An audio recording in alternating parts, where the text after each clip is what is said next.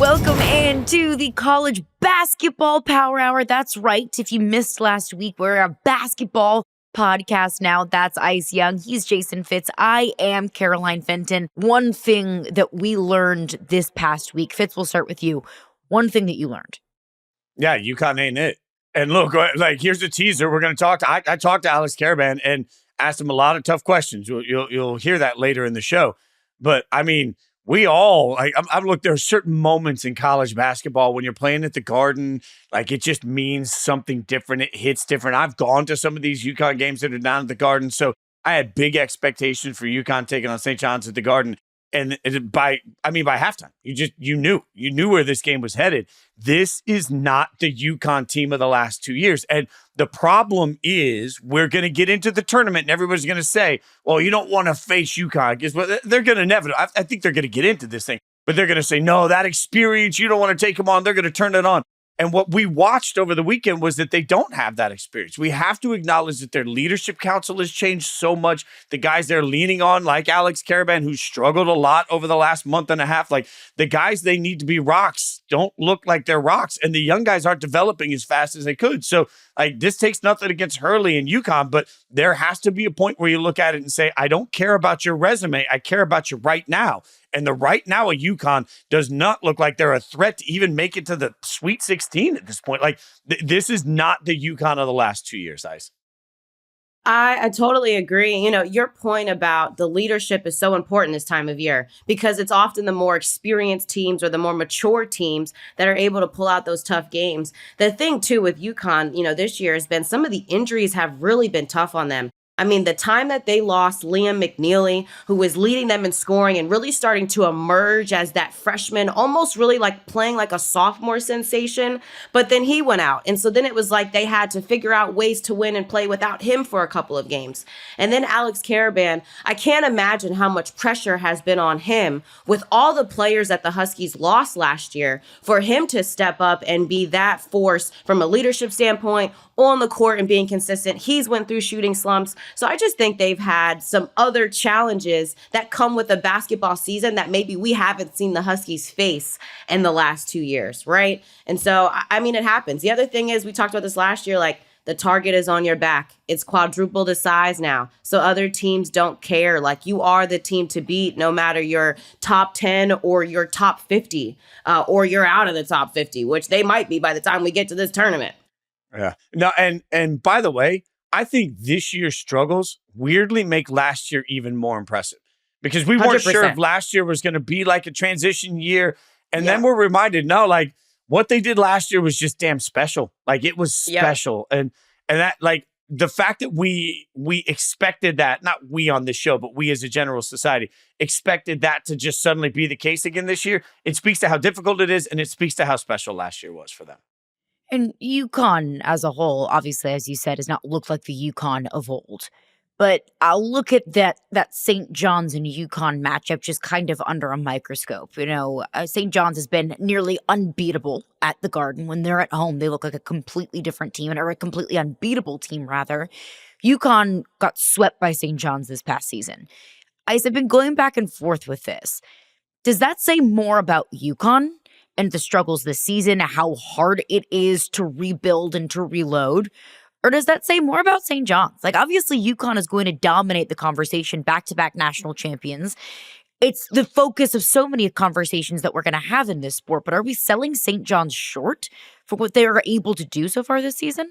Yeah, I don't think you can sell Rick Pitino short. You know, I just think everybody in the basketball world knew that eventually his teams would be back to being top 10 teams in the country and probably in 2 years, Final Four contenders. And let me say this, too. The way in which they're doing it is spectacular. I mean, they're not a great offensive team, yet they win basketball games consistently. Like, I think it's really cool the different ways that they've won games. But you talk about that UConn game.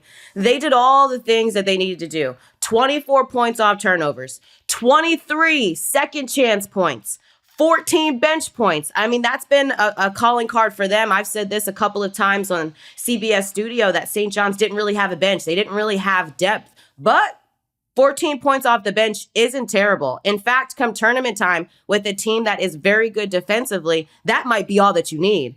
And so I think you have to give St. John's and Rick Pitino their nod and make them a very dangerous team in the tournament to do some things that maybe we don't expect, because they have been battle tested in the Big East this season. And Jason, I don't know how you feel, but I feel like they've passed the test. Oh yeah, and I found myself watching that game thinking, man, we started the show talking about who you trust, who's a top 10 team, and you think about some of the teams that have been hanging out in that, the A&M, a team we've already talked about, Iowa State, a team that has had some up and downs, and I look at those and I watch the way St. John's playing, and I'm thinking, man, there is something about St. John's that feels to me like they're going to get into the tournament, they're going to be able to make things ugly, they're going to be able to muck it up, and they've got one of the best coaches in college basketball history. It means something there. So I think right now we're seeing this ascension. Like right now, today, it feels like everybody's sleeping on St. John's a little bit. In a couple of weeks, that conversation is going to be loud. It's going to be loud and it's going to be different because Pitino's got him firing. And it's interesting, Ice, because we've talked about all the perimeter play and all the guard play and everything that you need in the tournament. I also think the outlier to that is like, all right, we may not have some of those offensive things, but we can disrupt you to the point that you can't even inbounds the ball comfortably. Like that is just, that is who they are and what they do. I think that's going to be a calling card. Yeah. I'll say too, I've been talking to some New Yorkers about St. John's and just chatting basketball. And it almost feels like when the Knicks were good last season and how just the whole city of New York is behind them. I also think St. John's has that. Whole freaking city is behind Rick Pitino and the Red Storm. And that means a difference too in March, because you need fans to travel. You need people to be there. You need that 11th man kind of energy. And I think they've got that too. Yeah, you don't want, like, look at those locations for the second round. I was looking at this over the weekend. If somehow St. John's ends up in Providence, you don't want that smoke, because the entire city of New York's just going to be like, we're headed up. It's over. Yeah. And there are going to be, the fraction of the college basketball fan base that doesn't really pay attention until conference championships and until March in the NCAA tournament, that haven't really paid attention to what's happening in the regular season. And if that's you, that's fine. There's no shame in that game. But there is going to be a group of people that are so surprised by what I think St. John's can do in the tournament. They're going to be thinking, these little Johnnies, the Johnnies doing what I think they're able of achieving in the NCAA tournament. I think there's going to be some people surprised, rightfully so or not rightfully so. We can debate that by depending on who they're or based off of who their head coach is. But some people that are awfully surprised by what St. John's can do in March. Ice, what did you learn? Okay, I learned this week that Michigan State is a top 10 team. Jason and I were talking about games to watch last week, and I think I had highlighted Michigan State and Michigan. I love a good rivalry game. I've got another rivalry game to highlight this week that we'll get into later. But, I mean, Tom Izzo's squad went and beat Purdue, a top 15 team at home, and then went on the road at Michigan and beat another top 15 team on the road. That is a tough stretch, especially in conference play, especially at the end of February. And I feel like they looked calm, cool, and collected as I watched the clips back of those games. I think that they're battle tested and ready for March. I feel like I use the term battle tested all the time, but for me, that's what I'm looking for as an analyst. Like, I care if you have played games where you've had to win in different ways, win it ugly, win it pretty. And then I also care if you've dominated some games that maybe we didn't think you should have, because that also passes the eye test in March. But I like the Spartans right now. Yeah, look, I have my popcorn out. Friday night basketball is my new favorite obsession. And I watched Michigan State never even blink at Michigan. And that environment, man, that environment was fired up. And that's like, I'm that guy. I love having so I take this is like too much overshare for the world, but I take my Sonos speakers, right? And my TV, it connects to all the Sonos in the house. So whenever I'm watching sports, I turn the volume up and I put it in every speaker. So whichever room I walk to, I still have the crowd noise going. I just love this, like how I watch sports. And like from the tip of that game, there was so much just adrenaline for Michigan, and Sparty didn't care. Like there was a calm, cool collect to them in that environment that I thought was incredible. Now, I'm still concerned about their outside shooting. I will be concerned about their outside shooting for the rest of the time. But they kicked the snot out of them. And I just watched that and thought, man, playing the right way, the right time. Like, I think weirdly, everything got so easy for Sparty. That little losing streak for a week and a half where it just everything felt a little unsettled. You mentioned battle tested. That's the thing that they've come out of the other side of that with a calm to what they're doing. That I'm with you. I mean, I think Sparty is proven week in and week out right now. I mean, this seems to be a theme. Can you make things ugly? Can you play on both ends of the floor? And do you have an epic head coach? Because if you do, you got a shot at the Natty. Hey, they went up 6 spots in the AP poll. I mean, I think that tied for the biggest jump this week. And I think it was well-deserved. I think that the NCAA tournament is such a unique one, and it's so uniquely difficult, and there's such a big trust factor, in my opinion, of what teams can you trust in March. It's not just about the teams that are good or the teams that necessarily have a superstar. It's the teams that you can trust. And so much of that trust comes from being battle tested of, oh, I've seen this team do this. I've seen this team in a really tough environment against really good teams with their backs against the wall and either dominate or come back after a halftime deficit. I think that's why I feel so confident about Auburn, is because they've gone through the gauntlet of how difficult the SEC has been this season. It's why I feel so encouraged about Duke. Not necessarily because the ACC has been a gauntlet, but out of conference, Duke has played such difficult opponents, Auburn being one of them. I think Michigan State is the same thing, that we feel like we can trust them in March because they've been there before, because they have veteran presences, and because they have gone through such a difficult gauntlet. And March, obviously going to be difficult for everyone. Who has the most endurance and who can kind of stand up in some of these tough environments, I think it is such a big part of the trust factor. But for me, in terms of one thing that I learned, I'll go to the women's side. I think I learned that no one's safe. Like in women's college basketball, no one is safe. We may have more parity this year than we have ever seen, or at least that we have seen in a really long time. We talked about it last week. UCLA fell to USC on the road, so Notre Dame took over that number 1 spot. And we wanted to see how Notre Dame was able to kind of respond to being that number 1 team in the country, to now being the one that everyone wanted to be, to being the hunted rather than the hunter. And they lost to NC State, a very good NC State team, granted, who is now a top 10 team in the country, a top 15 team going into that matchup.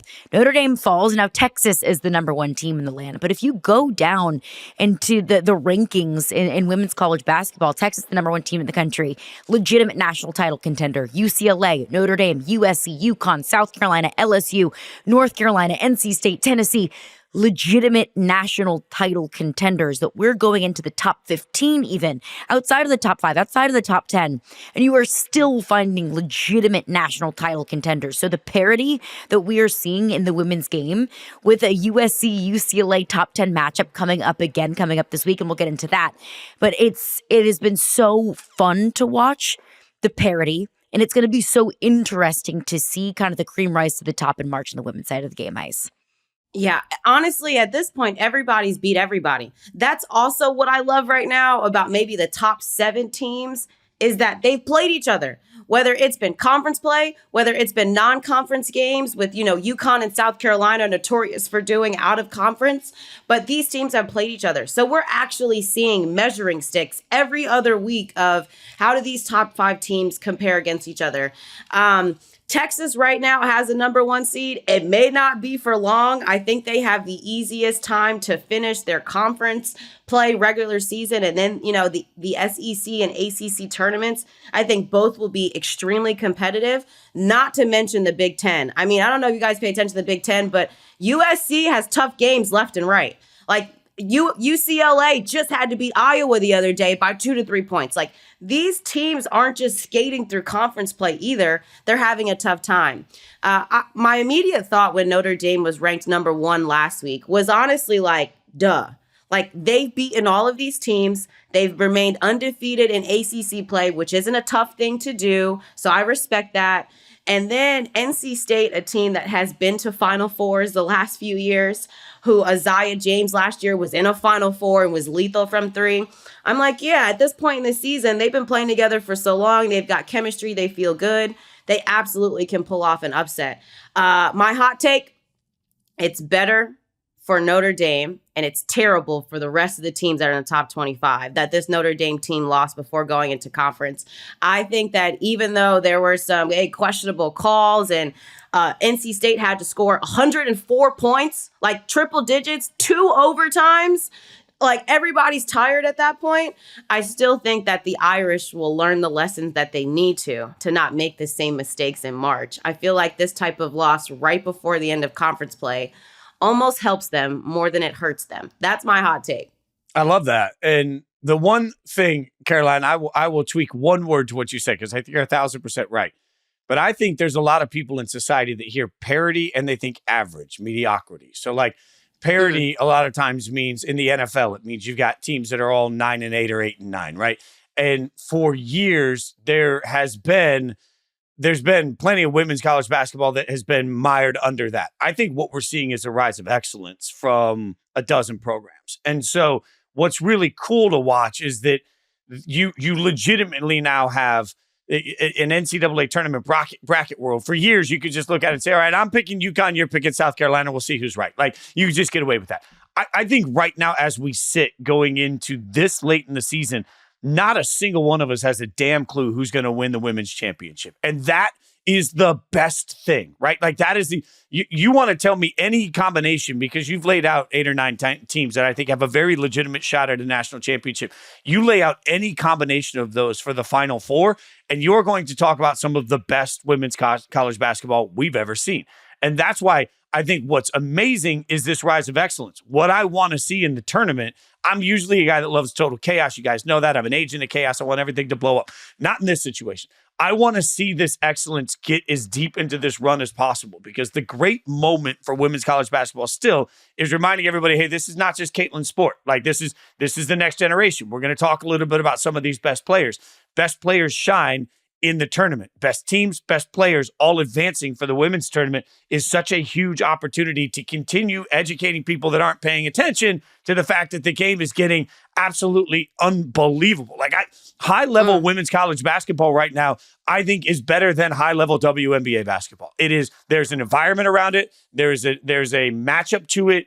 It's just the camera work going to Mulkey's face when she doesn't like the shot that's hit on her team. Like these are the moments. Like these are the and they will capture us all. Like I am so just excited about the fact that there are that many championship level teams this year. I just know that Kim Mulkey's children are like, I've seen that face so many times. Didn't make my bed, didn't do my chores. And she gave you that same kind of grimace that you saw on the sidelines against Kentucky. But I'm glad you pointed that out, Fitz, that it's not parity just because, well, okay, somebody has to win it at the end of this. No, it is parity of excellence. I mean, look at the top 10. UConn sitting at number 5 goes on the road and snaps South Carolina's 71 home game winning streak. But UConn also got beat by number 11 Tennessee, who got beat by number 7 LSU, who got beat by number 1 Texas, and you have UCLA sitting at number 2, and their only loss on the season came on the road at number 4 USC. It's just to your point, Ice, they've all beaten up on each other. That if you could tell me, fast forward to the end of the women's tournament, that any of those teams would be the eventual champion, I'd say, okay, makes sense. If you tell me that NC State is the eventual champion, sitting right inside the top 10, I would say, okay, I believe you. If you told me Kentucky at number 15 with Georgia Amore as their legitimate star, that they would be the eventual NCAA champion, I'd say, okay, yeah, I believe you, which makes this game so incredibly fun. And it's not just, because I do think sometimes that parity can be a little bit boring for fans, that fans might fall in love with that one elite team at the top. I think fans, at least I can speak for myself, have fallen in love with the fact that there is not just one single superstar. As fun as that is in this game, there are so many superstars, whether it's Madison Booker at Texas or Lauren Betts at UCLA or JuJu Watkins at USC, Hannah Hidalgo at Notre Dame. I can go on and on and on. There are so many characters to root for in the women's game, Fitz. I mean, and to that point, Caroline, I was sitting in a sports bar in Connecticut on Saturday when the women's team just absolutely, they were up by 40, right? Like they were crushing them. And if anyone's ever been to a sports bar in Connecticut, inevitably every time they play, somebody screams UConn and somebody else goes Huskies. And it's just a whole bar going over and over and over.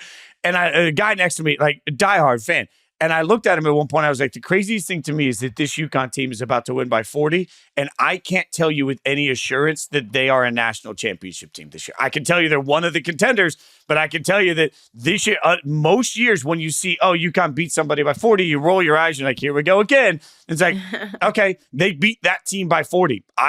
If I as a person that dabbles in the gambling world, I'm not comfortable betting on it. Like, I'm not comfortable giving anybody my money right now for who I think is going to win the Natty, because I think we genuinely have to see how the bracket comes out to figure out how these matchups are going to work. And that's wild when you have that level of dominance, but there are so many teams that can pull that off.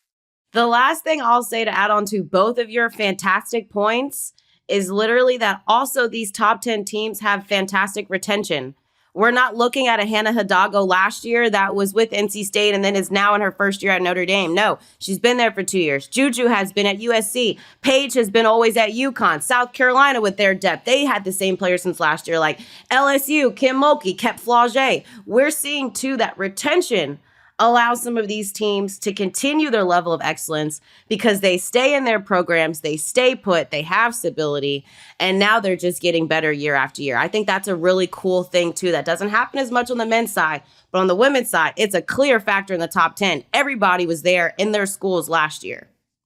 It's a great point. I'll even add, because the hitch in your argument could be, okay, well, Georgia Amore has brought Kentucky women's basketball into a top of the conversation.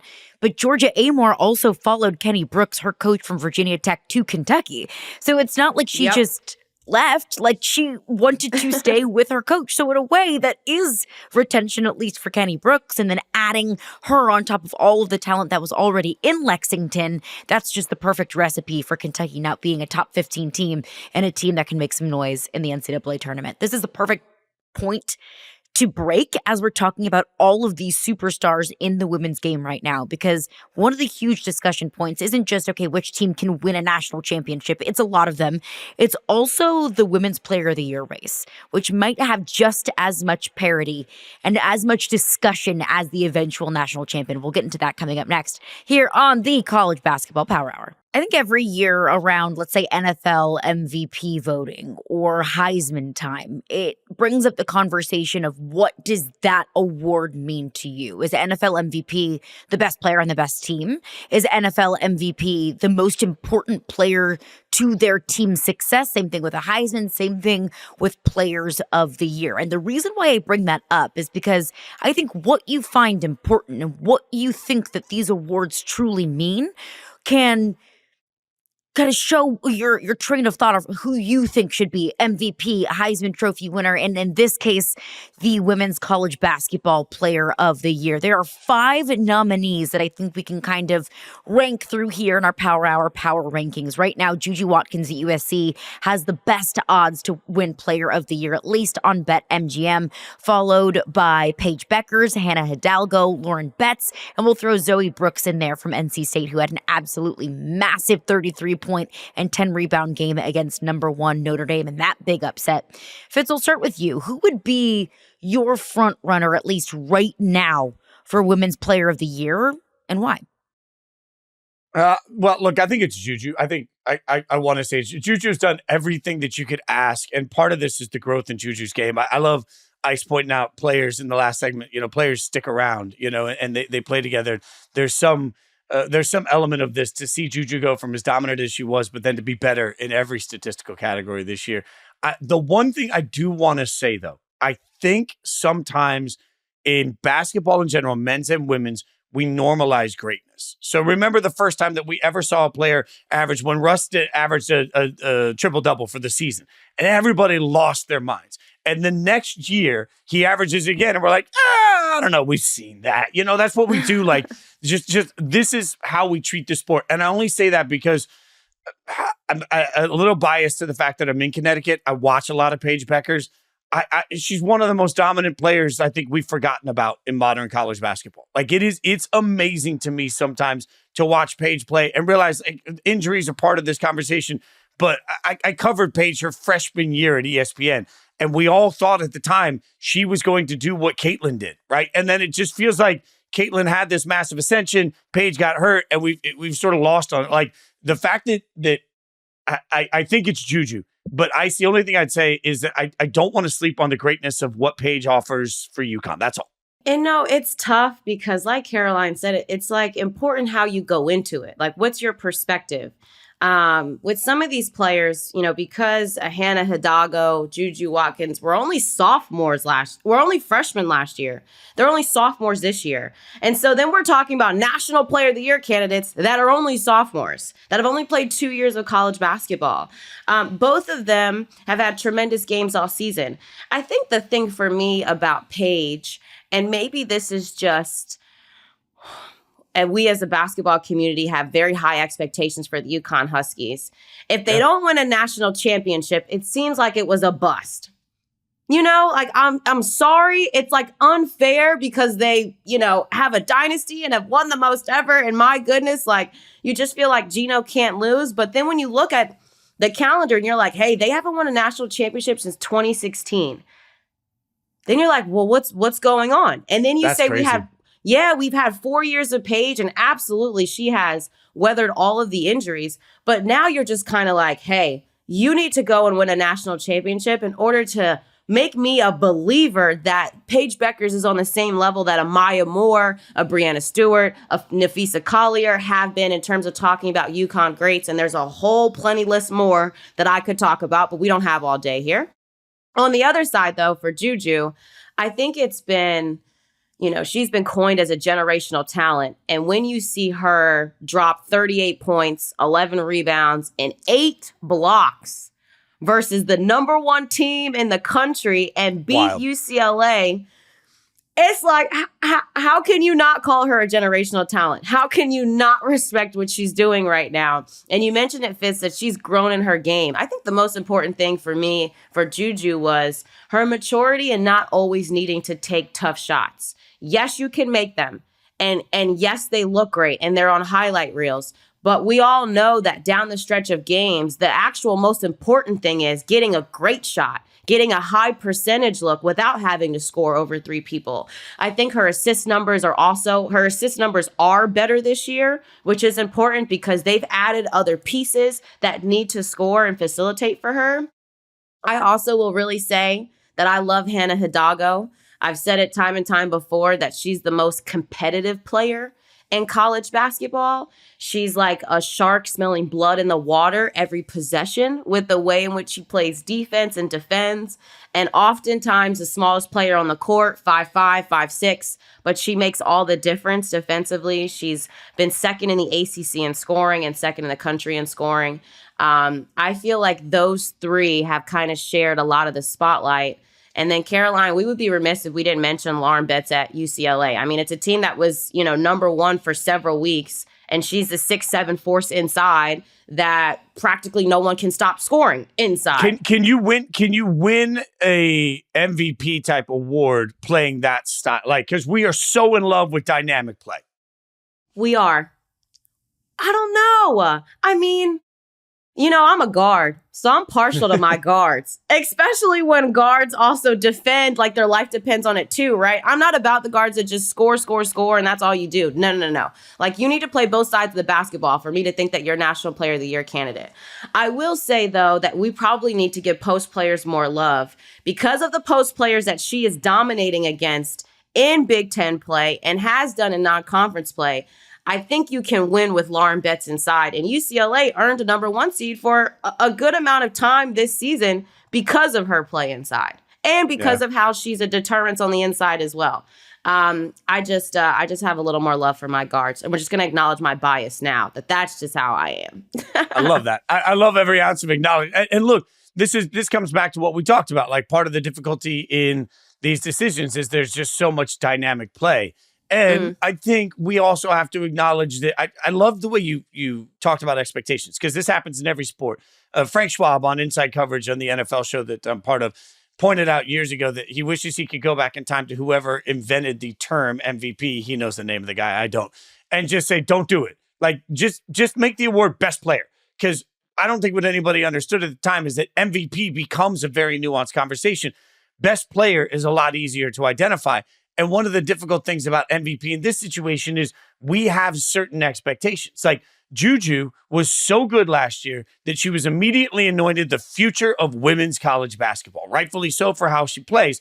But that changes the way we absorb her entire season this year. Like there's this heightened expectation. You mentioned Paige, and I think it's a great point. They haven't won a natty with her. So like, and all of these other conversations from what we expected from her become part of how we judge her today. So I think one of the interesting things about Hannah particularly is that she didn't walk into this season with that same level of like, this is who you got to be and this is what we got to see. So now everybody's fallen in love with it because we didn't expect it to be what it is this year. So like, it's just amazing to me how what we perceived 3 months ago, it's impossible as human beings not to let that impact how we see the game today.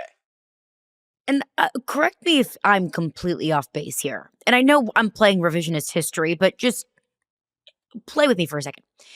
If UCLA goes on the road to USC and beats USC, let's say UCLA is still an undefeated team and is still the #1 team in all the land. Are we having this discussion? Or is Lauren Betts kind of the hands-down player of the year because she is the best player on the best team, the #1 team, and the only undefeated team in the country? Is it fair of us, and look, I know sports aren't fair, but is it fair of us to kind of just throw her to the end of this conversation and focus in on Paige Bueckers and JuJu Watkins and Hannah Hidalgo only because UCLA has lost one game on the road to a top 5 team in the country? When you put it like that, Caroline, it's not fair. You're absolutely right. I think, and let's be honest too, like let's put some stats behind Lauren Betts. She shoots 61% from the field. For the majority of the season, she was top 3 in the country in field goal percentage, shooting like 65%, which is what she shot last year, 64. So we talk about like immediate buckets, high percentage looks. There's a different level of high percentage when you're throwing the ball into Lauren Betts one-on-one on the post. There are tremendous pieces around Lauren Betts in UCLA, which I also think sometimes hurts you in the National Player of the Year conversation when you've got better pieces around you. Stick with me here, because then you have a Kiki Rice and you're kind of like, ooh, well, you also have a very good 2 guard. So your team is #1, not just because you're #1. Not that USC doesn't have good pieces, but I think that JuJu is a bigger piece than Lauren Betts is on her UCLA team. I think you can make an argument either way. Kiki Iriafen is terrific for USC. They've got some nice freshman pieces around. But I think sometimes when you have better pieces around you, it kind of waters down I think it waters down what your National Player of the Year award should be, because you're on a top 5 team, yet you've got other signature pieces around. Hannah Hidalgo and Notre Dame is the exact same way. You look at the whole starting 5, I think all of them are like top 10 in categories across the country. Points per game, rebounds, assists, steals. Like, it's ridiculous. She's got so much help. I feel like if the Irish don't win a national championship, it's going to be a bust. Like, for real. But I think that's why JuJu is so spectacular, because you can't necessarily say that about all the other pieces around her. And you know that she is the focal point. If JuJu doesn't have a good game, USC is not having a good game. I don't think the same can be said about other teams. That is really well said. And look, and I'd add Paige to that, by the way. Paige obviously has superstars next to her. There's no doubt about that. Exactly.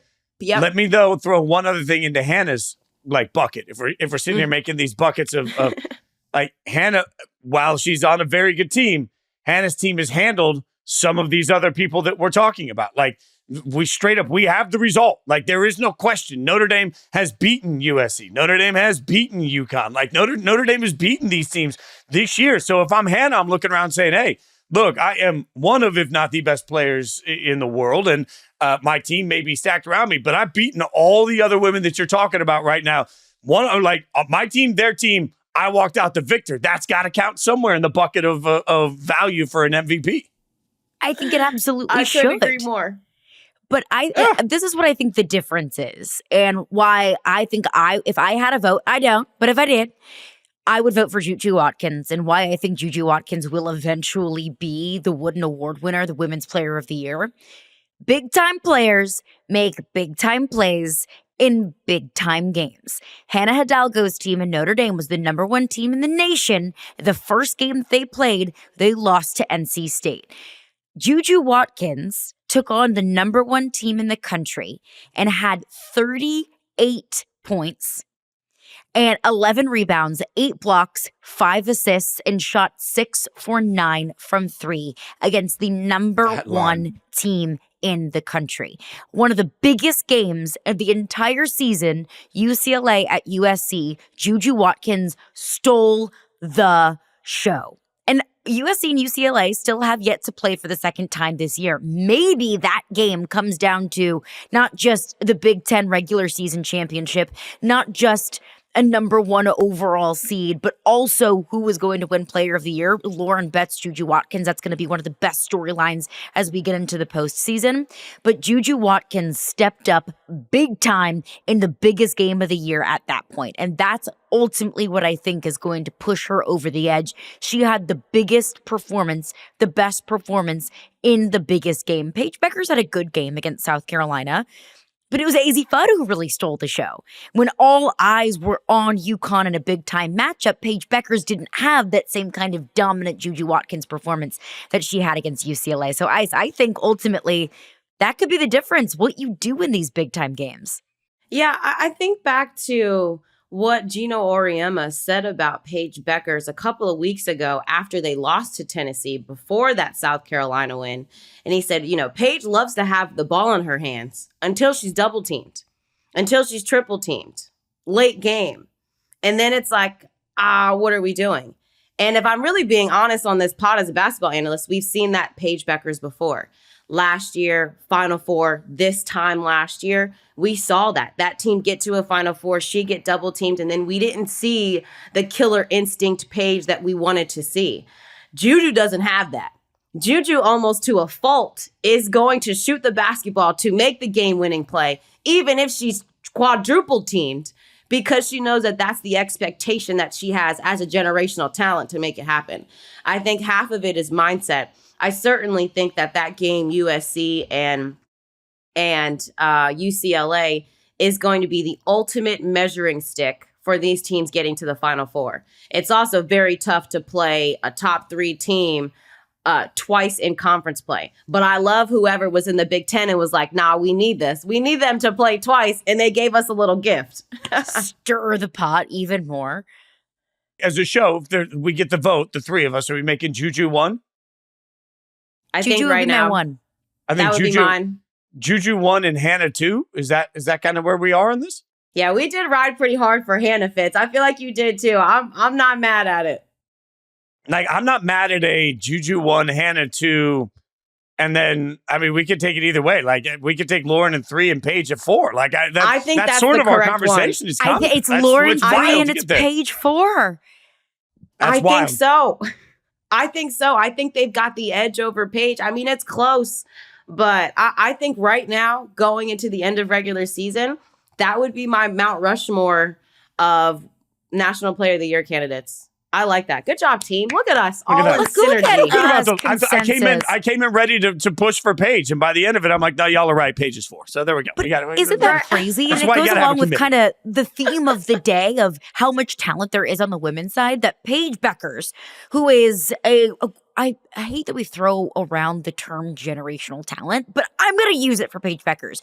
Generational talent, one of the faces of the game, going to be a top 3, top 5, if not the number 1 pick in the WNBA draft at UConn, a place that has the richest history of women's basketball than any other program in the country. And she's 4th in at least our college basketball Power Hour MVP rankings. Like that just goes to show. These are official college basketball Power Hour. The most and important I'll give you one more. And the fact that she's in her 5th year as a senior, the oldest on the list.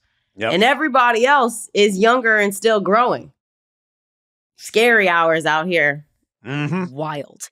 Absolutely wild. All right, we'll take a quick break here. What we're watching this week coming up next. All right, before we get to Fitz's sit down with Alex Karaban, UConn forward, first let's get into what we are watching this week. I'll start it off with what I think is probably the most obvious of the week. It's USC and UCLA. Like, that's duh. Like, it's the most obvious thing that we all are watching in the women's side of the game.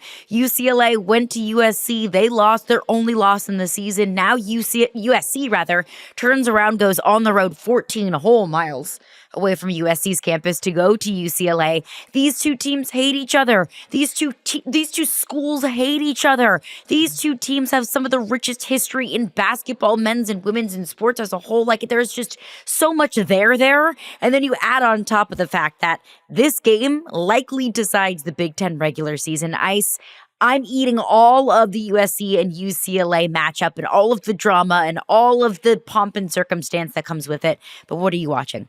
Oh, yeah. I honestly can't wait to watch that one. I'll be right there with you, probably texting in the group chat as JuJu or Lauren Betts goes off, whatever one happens first.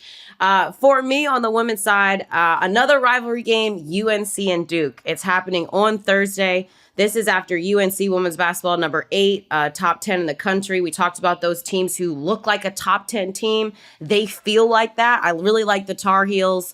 And then Duke dropped a couple of games recently. They lost 2 in a row and bounced back this weekend versus Syracuse. I had that game actually on the CW. They literally crushed my orange. They crushed the orange by like 39 points. It was not fun for me, but a good game to call.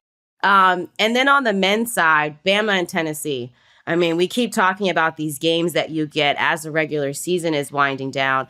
Those teams are 5 and 6 in the top 10 on the men's side. What an awesome opportunity for either team just to solidify where they are and get some confidence. I think confidence is a thing that around this time of year, I also love to talk about because you're playing against teams that maybe you don't know, you don't have history between, and you're just trying to, at least in March Madness, you're just trying to win the way you know how. And so these games right at the end of regular season really solidify a team's confidence in saying, okay, we feel like we can beat anybody if we're Tennessee and we go get this win versus Bama or vice versa. So 2 really good games coming up. On that Bama Tennessee game too, like you better have your legs, you better have your focus. Like this late into the season for the SEC, it feels like there's never a break. There's not a gap game. There's just not a gimme. And I'm genuinely curious to see what the required focus is going to mean for teams as they go down the stretch. Like as they get into the tournament, are teams exhausted or are they just so mentally sharp that it helps them? I don't think we'll know until we get into it. That game's going to be wild. I'll pick another men's game that I have my eye on. The second straight week I'm sitting here talking about Michigan State, but Wisconsin looked like they were going to just absolutely destroy Oregon, and then they fell apart. And it's interesting to me to see how they rebound from that because, as we've already talked about, I feel like Sparty right now has a ton of momentum. Wisconsin is playing for seeding, and seeding is going to matter in this tournament. They're a very good team, obviously, but these two teams, at this point, Michigan State has turned around whatever that little hiccup was. They're playing really well. This is a statement moment for Wisconsin because we talk about teams that are about to get a bunch of hype. If Michigan State beats down Wisconsin the way that they can, then we're going to start having a real conversation about where Michigan State lies in the national championship, level. But for Wisconsin, they're trying to prove to everybody exactly where they fit in this tournament. And I think a lot of people watched the first half of that Oregon game and they were ready to make a definitive statement about Wisconsin. And then you watch the second half and you're like, nope, same old Wisconsin. So I do think they have to break through some of that, especially against a conference rival that's playing really well. And that's the eye test, right? I mean, that's just simply passing the eye test. Yeah, Fitz, they could drop the game. I mean, Wisconsin could lose the game to Michigan State, but depending on how they lose and how it looks to the NCAA committee, you could earn spots in seeding because you were able to keep up with them and because maybe you were so mature during the course of the game. So I think for teams this time of year too, you got to pass the eye test. Yes, we're looking at records, but we're also looking at, do you look like you deserve to have a top 5 seed in the NCAA tournament? Do you look like you're a team that shouldn't have to travel far from home and have an advantage being close by? I think the eye test is so important. And I think for Wisconsin, that's kind of what you're talking about. They need to pass that whether they win the game or not. Isn't that a little bit of what we're dealing with A&M now? I mean, A&M now 1-5 versus top 10 teams. So everybody in that committee, when it gets to these seeding moments, are going to sit there and say, okay, I realize the record is one thing, and I realize we perceive the SEC as one thing, but how did they look? How did those games play out against top 10 teams? That's going to be wild for A&M. Wisconsin and A&M are both sort of fighting for their seeding lives. Yeah, we were talking positive about the Aggies last week. We were like, oh, they're going to be so solid. It's fine. They've been weathering storms, and then dropped 2 games. Lost to Texas, who's a team that'll surprise you. Lost to Mississippi State, a team that will surprise you, still in the top 25, and then lost to Tennessee, which probably you expected, but still lost 2 games in a row. I mean, this is a huge seeding weekend. This is also a huge bubble weekend. You talk about how you look against these really good teams. I look at Florida on the road at Georgia coming up on Tuesday. Georgia's a bubble team. Georgia obviously needs a win. A win over number 3 Florida would be enough, I think, to push Georgia into that conversation. Not put them in safely, but put them in the tournament. But even if Georgia can go toe-to-toe, if Georgia can keep this game close, I think that's a legitimate argument. So I think maybe last month was the month of like these sexy matchups of the ranked on ranked and the top 10 on top 10 on the men's side. But now it's a top 10 team, a top 15 team against a team that is fighting for their tournament lives. That is going to be where all I have to use the word juicy in today's podcast. We haven't used it yet. That's where the juicy games and the juicy matchups lie. All right, that is what we are watching this week. Let's hear from Alex Karaban, UConn forward. He was there.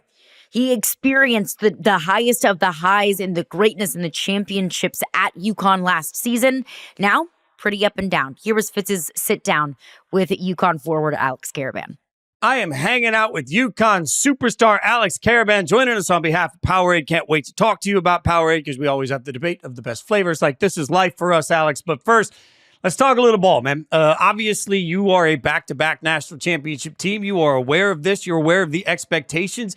This year for UConn's been a little bit up and down, obviously. What's been the key, you think, this year on why things have felt so different? Yeah, I think obviously it's tough when you go from the greatest team of all time, in my opinion, going 37-3 last year, to losing 4 starters, losing a couple key bench players, to having to replace those guys, replacing a Don McCling and Steph Castle, Cam Spencer, Tristan Newton, replacing those guys. So it's always going to be tough and a learning adjustment in general, but we've been playing some great games this year, and we played some really bad games this year, and it's been a real roller coaster for us, and we're just continuing to learn every single day. We're continuing to get better, and we've showed everybody how high our ceiling can be, but we also showed how low our ceiling could be. So we got to find that balance of always being at our highest and playing a full 40-minute game. It's interesting, though, because I remember even at the Final Four national championship last year talking to you guys about how expectations weren't that high. People were doubting UConn last year, right? And so I think we just got used to this concept that you guys can just push through anything. How difficult has it been for you? Because now you're in this leadership role. You got to be the one that sort of pulls everybody up. What's your learning curve been like in that process? No, it's definitely been, I've been learning every single day just because I've been through this stretch before, whether that was my freshman year in January where we lost 6 out of 8. And I learned from Andre and Adama really just how to push through and how to stay together as a team. And I'm really trying to learn those pieces right now, as last year, there was really no experience of that at all. We probably lost 3 games. So it's just learning from those games. But this year it's been a different. We've gone wins at Marquette and then losing the next game at home, or win at Creighton and losing a game to Seton Hall. So really experiencing both ends of the spectrum. So I'll just continue to give confidence to the guys every single day, continue to remind them how great of a team we can be, and just constantly remind them that we have 5 games left in the Big East and the Big East tournament. If we can win out and win the Big East tournament, it doesn't matter what happened in the past. Just get in as hot as possible heading into March Madness, and whoever has the best momentum hitting March Madness, we've seen crazier things happen in March, and UConn's got a little bit of swagger in March too. So we'll be able to showcase that. Is there some sort of because for you individually, you're also trying to shoot your way out of a little bit of a slump too. How do you find that balance individually on, hey, I don't want to press, but I also want to be the guy that lifts everybody up? Yeah, I think when I'm around the team, I'm going to continue to be who I am and be the same guys you see every single day, lifting the group up, giving each other confidence, and being that leader that the team needs to be. And then before practice or after practice, I'll have time to myself. When I'm in my room, I'll reflect on myself and continue to get my own hopes high and talk to people that I trust, whether that's my parents or the assistant coaches, Coach Hurley, and just people within my circle that can give me confidence as well. So when I'm with my team, I can't show any weaknesses and show any downfall, that even though I am going through a struggling month right now. I can't let my struggles affect the team. You mentioned Coach Hurley and you mentioned Swagger. Got to put the two of them together because we all know Coach has got his thing. What does the world not know about Coach?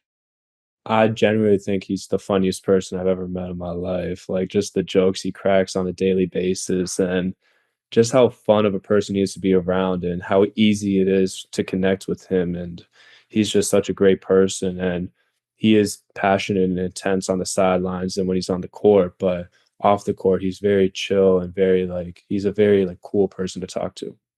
What were your emotions and everybody's emotions when speculation was running rampant that he was going to become the Lakers coach? I mean, for anyone that doesn't know, the entire state of Connecticut was losing their minds. I lived there, right? So from you guys watching it go down, how were you feeling in that moment? I was nervous just because everything we saw on Twitter or Instagram, that's the information we got too until Coach Hurley decided to talk to us. So I was nervous, especially because I made a decision of coming back too, and then that happened. So I wanted my coach to be here selfishly, and really, yeah, it was just a nervous time. But we just stuck together as a team, and just, no matter what happened, if he were to leave, we'd be happy for him and his family, but continue to realize that we are a team. But when he did come back, I mean, it was the best feeling ever. Then he surprised us in the film room by saying he's coming back, and it was just a great moment for us.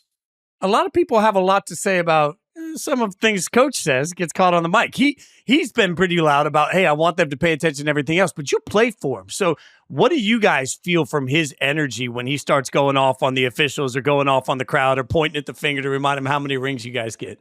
It gets us going. Really, everything he does or says, it gets us going. And we know right now that people don't like him a lot, and we know that because we think he keeps winning. And you kind of saw with the Chiefs recently too, is people are starting to hate on the Chiefs just because they won back to back and people didn't want them to three-peat. And we believe it's the same thing right now with Coach and our team. So he's getting a lot of hatred, and it fires us up, and his energy towards the crowd and his energy towards the refs fires us up too. And it's just exciting to play for him, and he's the best coach that you could play for.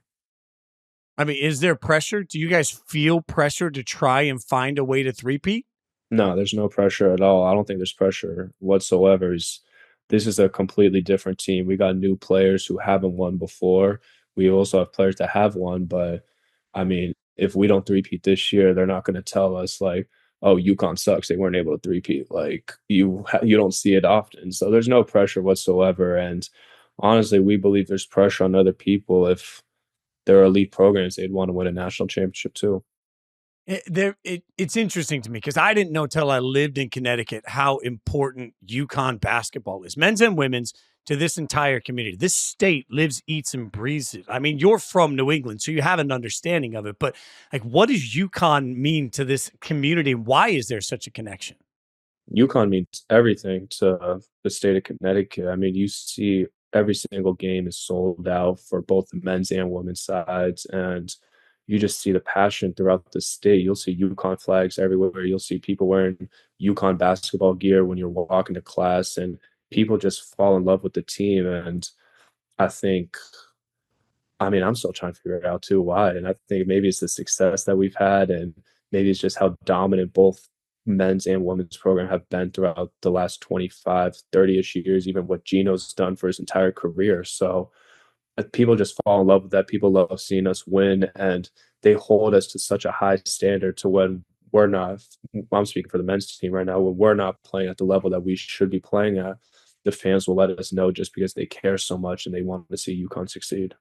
The love of basketball, though, I mean, you do. Let's talk about the girls for a second, because the women, that program is absolutely incredible. What's it like for you guys just sharing facilities and being around it and seeing the greatness of some of the individuals and that team overall?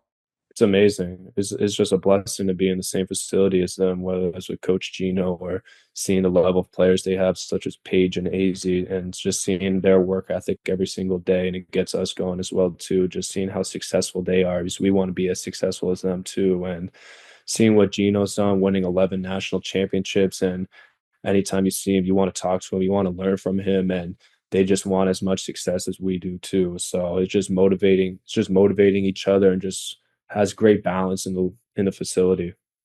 So you're joining us on behalf of Powerade. I'm excited about this. Look, Connecticut's known for pizza and wings, and nothing washes all of that down better than Powerade. Like, so what are you doing with Powerade, and what's the go-to flavor? Come on now.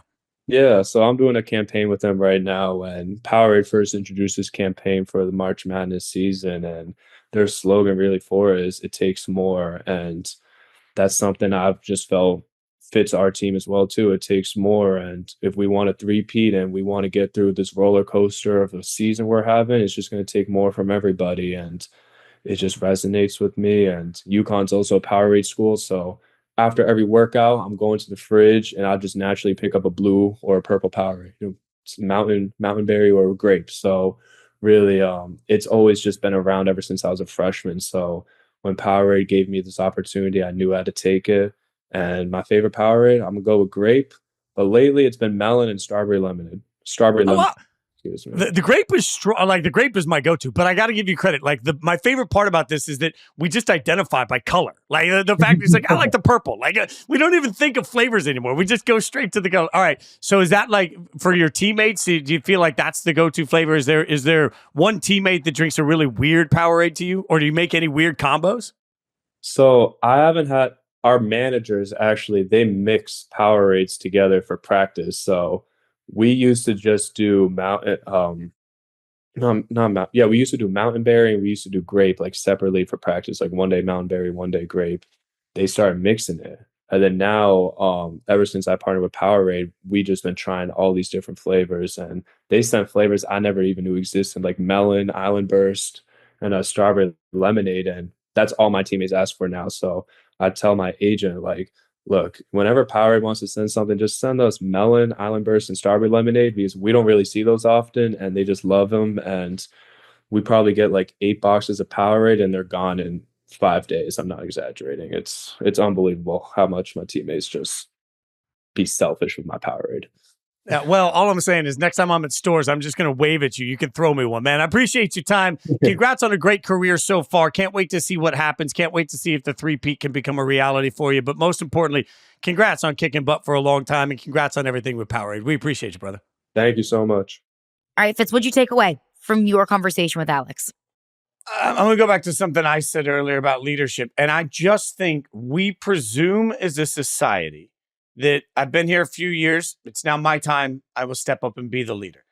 I think you can see some of that struggle from Alex. Like, he's not shooting well. He's got to figure out his own game, and he's got to lead a bunch of young guys that are trying to figure out the culture overall. I think we overuse that word and concept sometimes, but man, I kept looking at it thinking it makes me appreciate the skill of leadership, because I'm not sure just because you're next up and anointed doesn't mean that you are that person in that way that knows how to get the pulse of every person in the locker. I think the toughest thing about being great in a locker room is acknowledging that there are so many different personalities that are motivated in so many different ways, and really translating yourself to them to get the best out of everybody around you. It's a huge burden for some people. And I even felt in talking to Alex, like Alex is a fun guy. I've interviewed him 4 or 5 times in my career. It doesn't feel like he has that same levity right now, Ice. It feels like the weight of leadership at UConn has weighed him down to me. I mean, communicating effectively is what we need leaders to do, right? When you're the point guard on the floor and you hear about, this player is an extension of the coach, it's because they communicate effectively to everyone. That pressure that exists in winning back-to-back national championships, and then everyone expecting your team to try and do what we've never seen in a three-peat, right? That pressure is a ton. And the leadership part is tough. I think what he talked about was interesting, that he said, basically that to his team, he can't come inadequate, right? That to his team, he needs to be on point, the same. It's a high standard. And then maybe to his coaches or people outside of the team, he can maybe come as his real self, where maybe if he's feeling down, struggling with confidence, he gets it from them. To put on that face and to put on that type of front for your team day in and day out, playing under Dan Hurley and the expectations that he has for you as a leader, that's tremendous. I mean, I'm not sure I had a teammate during my 7 years of playing college basketball that had those type of pressures, but that also felt like to the team, they couldn't come and say, hey guys, I'm having a down day. Like Alex was like, I can't do that. I can't afford to have those type of days with this team because they rely on me so much. I also will say on the other tip, one thing that I took away from what he said was that all of the Dan Hurley antics is funny to him. He says he's one of the funniest people he knows. Yeah. He says he gets energy from that guy and he gets passion. And I have played for my fair share of head coaches who are animated. I had a coach, guys, I never forget. If we went on a run and got stops defensively and the other team called a timeout, he would get in like a low squat and like stomp and walk out step by step. And he'd be clapping his hands. And it would look so weird. Like it would look like an alligator walk, but like kind of I'm coming at you.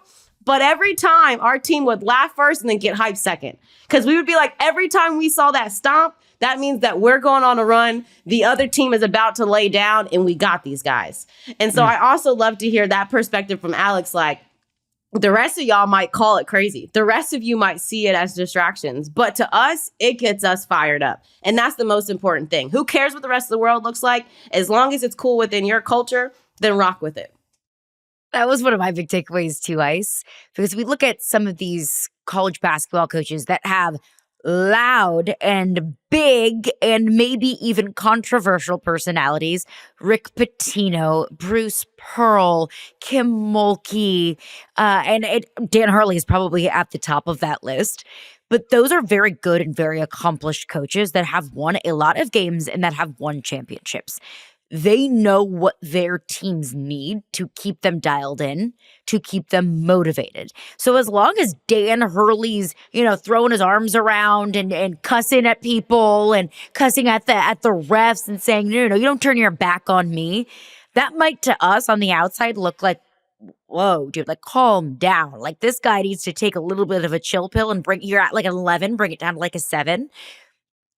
Their teams, their athletes, that locker room probably gets energized by that. And so I was so glad to hear that from him. I probably didn't expect anything different, but for him to say like, no, we love him. We think he's hilarious. And when there were all of the Laker rumors, he got really nervous of, okay, what does my future look like without Coach Hurley? I thought that was awesome. Awesome to hear. All right, that is going to do it for us this week on the College Basketball Power Hour. He is Jason Fitz. You can follow him at Jason Fitz. She's Ice Young at IceYoung23. And you can find me on Twitter at CarolineFenton1. Always appreciate y'all stopping by the podcast, interacting with the podcast. So give it a like, give it a subscribe, give it a review. Tell your friends, tell your enemies, tell anyone to watch this USC-UCLA matchup on March 1st. It's going to be an absolute blast. Hell yeah. We're out this week.